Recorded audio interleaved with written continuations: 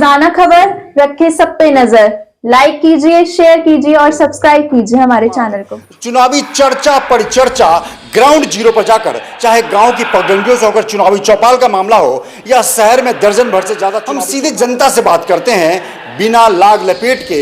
सीधी बात हम आपको सिर्फ एक तरफा है और वो चाह रही है जनता की एक तरफा हमारे राम जो आए हैं, मोदी जी ने जिन्होंने प्रत्याशी के रूप में भेजा है, और पूरे वार्ड की जनता गोविल जैसे प्रत्याशी पाकर मेरठ की जनता वास्तव में विभूत है और बहुत अपने आप को धन्य महसूस कर रही है। बिल्कुल, अयोध्या में 500 साल बाद भव्य श्री राम मंदिर की स्थापना हुई। आर्थिक राजधानी बनाने के लिए वो आर्थिक राजधानी मुंबई से आए हैं और मेरा मानना है कि उनके नेतृत्व में मेरठ का वो विकास होगा कि जो शायद अकल्पनीय होगा। हमारा 50 साल से पुराना संघर्ष का एक मुद्दा रहा है और मुझे लगता है कि हमारे जो भावी सांसद अरुण गोविल जी हैं, उनके नेतृत्व में उस समस्या। नमस्कार, रोजाना खबर में आप सभी का हार्दिक स्वागत है। मैं हूं विभूति कुमार।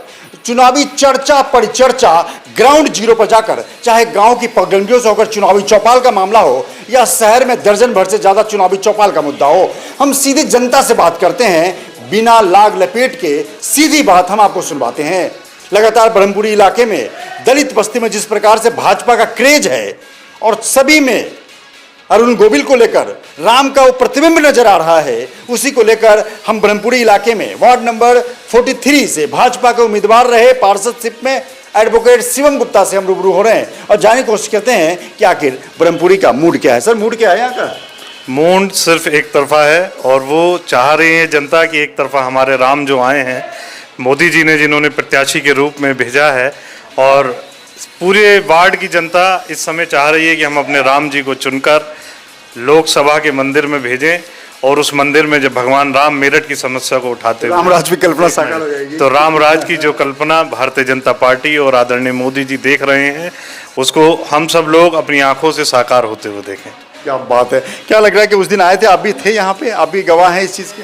मैं भी आया था पर उस समय भीड़ बहुत ज़्यादा थी, तो मगर उस समय का जो दृश्य था वो दृश्य बहुत इतना भाव विभोर करने वाला दृश्य था और वास्तव में ऐसा लगा कि हमारे जो प्रत्याशी के रूप में भेजे कि उन्होंने राम का चरित्र ही नहीं निभाया, उनके चरित्र में भी वो गहराई है और वो महानता है जो भगवान राम के आदर्शों में थी। आज वो उसको वास्तव में अभिभूत करते हुए दिखे। अरुण गोविल जैसे प्रत्याशी पाकर मेरठ की जनता वास्तव में विभूत है और बहुत अपने आप को धन्य महसूस कर रही है। बिल्कुल, अयोध्या में 500 साल बाद भव्य श्री राम मंदिर की स्थापना हुई, शुभारंभ हुआ, मोदीराज में हुआ और उसके बाद क्रांति भूमि मेरठ को एक राम के किरदार निभाने वाले, जीवंत किरदार निभाने वाले, या जिसमें राम का चेहरा देखने वाले सीधे आ गए। तो ये दोनों को रिलेट करके कैसे देख रहे हैं आप? देखिए, ये एक सहयोग है और सहयोग भी इतना अच्छा सहयोग है कि अरुण गोविल जी जिस प्रकार से भारत के साहित्य जगत में और सांस्कृतिक जगत में अपनी सेवा के माध्यम से सेवा कर रहे थे, मगर जब उन्होंने देखा तो उनके भी मन की दशा ये बदली कि जिस प्रकार से भगवान राम ने जन सेवा करते हुए एक आदर्श राज्य को स्थापित किया और उसको स्थापित करने के लिए जो भूमिका भारतीय जनता पार्टी निभा रही है उसमें भी मैं कुछ सहयोग कर पाऊँ, तो शायद भगवान राम ने उनके मन में यही सोचकर इस कल्पना का जन्म दिया होगा और आज उसी के रूप में हम सबके मध्य हैं और हमारी जन सेवा करने के लिए मेरठ को देश की आर्थिक राजधानी बनाने के लिए वह आर्थिक राजधानी मुंबई से आए हैं और मेरा मानना है कि उनके नेतृत्व में मेरठ का वो विकास होगा कि जो शायद अकल्पनीय और अद्भुत होगा। बिल्कुल, चलते चलते एक सवाल और, आप एडवोकेट भी हैं, तो क्या लगता है एडवोकेट के उस मामले में आपका क्या कहना है? एडवोकेट बिरादरी फ्रेटर्निटी को लेकर आप क्या कहना चाहते हैं?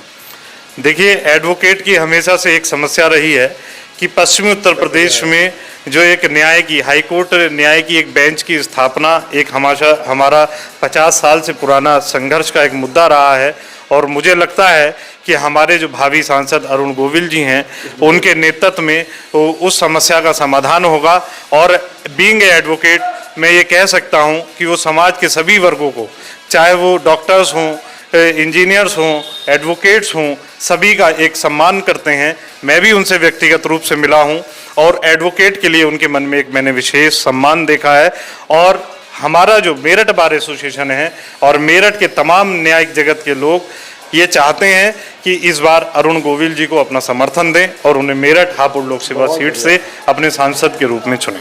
बिल्कुल, वकील जो होते हैं वो सभी लोगों से सीधे मिलते हैं, चाहे वो किसी भी तरह के व्यक्ति क्यों ना हो। सवाल ये है कि आज़ादी के बाद से क्रांति भूमि मेरठ को एक हाईकोर्ट बेंच की दरकार है।